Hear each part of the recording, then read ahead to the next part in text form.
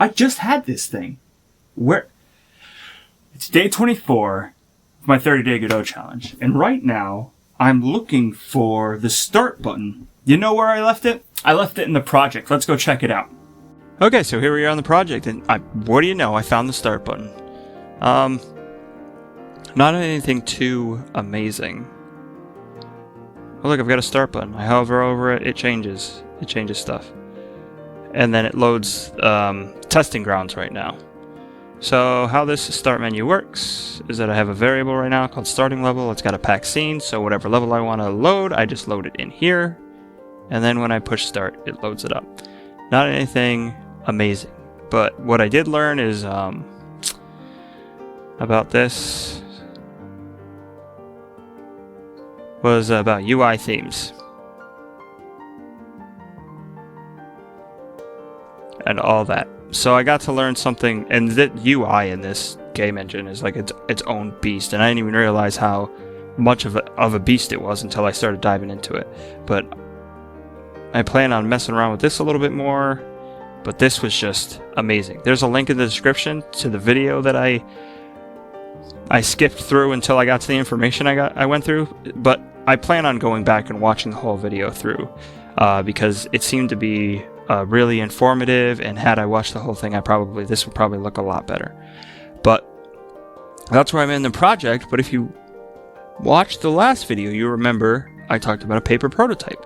So let's hop over to the paper prototype, and then I'll tell you what my grandiose plans are for the tutorial level. Okay, so here is the paper prototype. So, basic. These are just the objectives I want the player to accomplish, or the objectives of the level. Learn left and right movement, learn jump, learn how to shoot skulls, mini boss question mark. I'm gonna do a mini boss. I'm committing to that right here, right now, and learning to crouch. I forgot that was a control thing and needed to be added. And then here's the basic level setup. I'm gonna switch over to a photo where this is closer, so we can go over it. So this is where they spawn, right here. And then just complete flat ground, learn left and right, and then we're going to come to the classic elevation that they have to go up to. And in order to do that, they're going to have to jump, so that'll have them learn to jump. And then this is the next spot, is they'll learn how to crouch. So there will be a spot that you can crouch to, and just a wall going straight up. So the only way to progress is to crouch. This will force them to crouch, and then we will drop down here. Crouch will lead us down, and then we'll come to the third spot, which has a little platform up here to get over this pit, and then in the pit below, learn how to shoot. This way you can learn how to shoot the skulls and have it bounce off the wall and then collect it, because that's another key mechanic now. And then after this is the first control section. So this is the easy peasy, player can't die at all point. And then here's a checkpoint. So once they get to this checkpoint, they're going to the second part of the level. This will all be continuous. So like this line will connect to this line. It'll all be continuous. So this is the next part, is a little jump pit. They have to jump over it, or they'll fall to their death, and they'll respawn right where the checkpoint is. I'm not going to do lives, just checkpoint.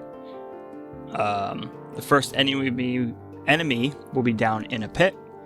This way it's kind of low risk, and I just want the player to like jump up in the air, push the shoot button, have the skull hit the enemy, and then maybe collect it on the way back up.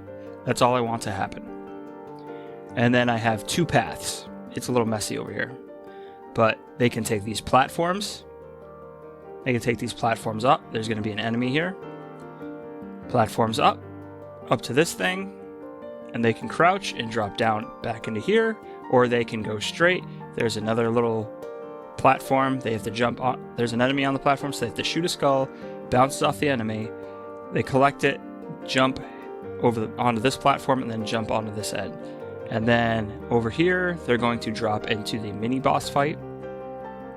And then after the mini boss fight, this section behind it will open, and then you will find the first lost heart here, and that'll be the end of the tutorial level. So that's about it for the paper prototype.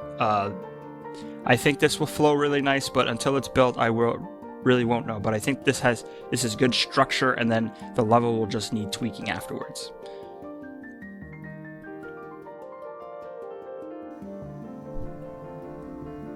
So that's day 24. Day 25. I can't believe day 25 is already creeping in. So, for day 25, I'm going to start working on the elements of the tutorial level. Things like the checkpoints, plus some flags or signs that give audio instructions and visual instructions for the controls. While the player progresses through it, I need to work on an enemy that the player can face during the tutorial level, and a mini-boss that the player can face during the tutorial. The mini-boss isn't going to be anything too complex. It's the first boss. I want it to be very basic. And in my mind, the tutorial level shouldn't even be a challenge for a new player. They should just breeze right by it, because the point of the tutorial level is to teach them, not to challenge them. So those are the elements I need to work on. I also need to work on how it's going to work when the player enters a bottomless pit that'll kill the player, and how that'll work. So hopefully you'll stick around to see that. If not, that's okay too. Have a good day either way. Bye. And if I make a mistake, it's called education. I try to do this every day, call it replication.